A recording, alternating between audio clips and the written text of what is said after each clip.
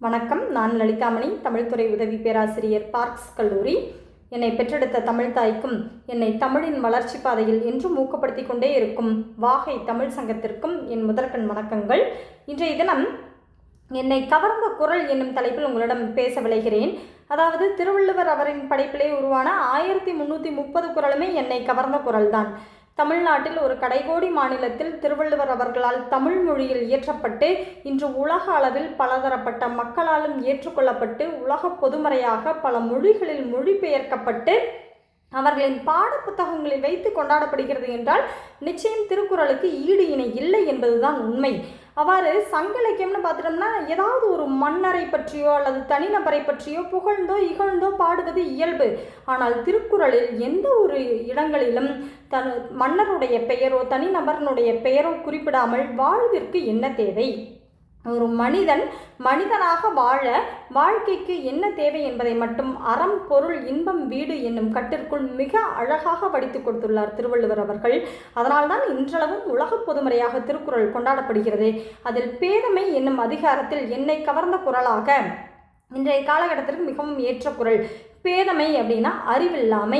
அறிவில்லாதவர்கள் செய்யக்கூடிய வேலையாக வள்ளுவர் ஒரு கருத்தை சொல்றாரு.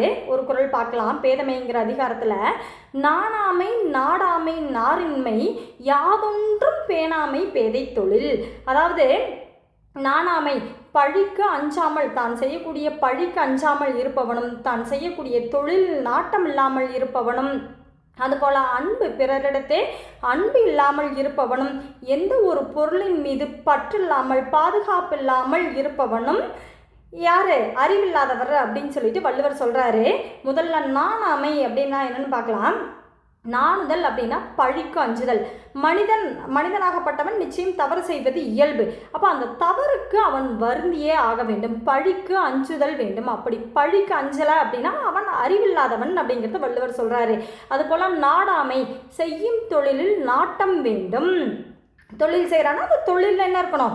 நாட்டம் இருக்கணும். அல்லது படிக்கிறாங்கன்னா மாணவர்னா படிப்பில் என்ன இருக்கணும்? நாட்டம் இருக்கணும். அவர்களுடைய தொழிலில் நாட்டம் இருக்க வேண்டும். அப்படி நாட்டம் இல்லாமல் இருப்பவனும். அடுத்து நாரின்மை அப்படின்னா அன்பில்லாமல் இருப்பவர்கள். மனித வாழ்க்கையில் மிக முக்கியமான விஷயம் அன்பு தான். எந்த மதத்தை சார்ந்தவராக இருந்தாலும், பகவத்கீதை ஆகட்டும், பைபிள் ஆகட்டும், குரான் ஆகட்டும், எந்த மத புத்தகங்களும் சொல்லக்கூடிய ஒரே ஒரு விஷயம் என்னன்னா அன்பு. அப்போ பிற உயிர்களிடத்தே அன்பு செலுத்தாமல், நாரின்மை அன்பு செலுத்தாமல் வாழக்கூடியவனும், யாதொன்றும் பேணாமை எந்த ஒரு பொருளையும் பராமரிக்காம பாதுகாக்காம இருப்பவன். இன்றைக்கெல்லாம் பார்த்தீங்கன்னா எல்லாமே ஒன் யூஸ் ஆயிடுச்சு. இதே பழைய மக்கள் பார்த்தீங்கன்னா சொல்லுவாங்க, இந்த பேனாவை நான் 10 வருஷமாக வச்சுருக்கேன், இந்த புத்தகத்தை நான் பத்திரமா எவ்வளோ வருஷமாக வச்சுருக்கேன் தெரியுமா. ஆனால் இன்றைய இளைஞர்களிடையே ஒன் யூஸ் அப்படிங்கிற மோகம் தான் அதிகமாக இருக்குது. பயன்படுத்துறது தூக்கி வீசுறது. அப்போ எந்த ஒரு பொருளையும் பத்திரப்படுத்துதல் அப்படிங்கிறது இன்றைய இளைஞர்களிடையே குறைஞ்சிட்டே வருது. அப்போ எந்த பொருளையும் எப்படி வச்சுருக்கணும்? பத்திரமா வச்சுருக்கணும். அப்படி பத்திரமா வைக்காமல் இருப்பவன் யாதொன்றும் பேணாமை எதையும் பாதுகாக்காமல் இருப்பவனும் அறிவில்லாதவன்.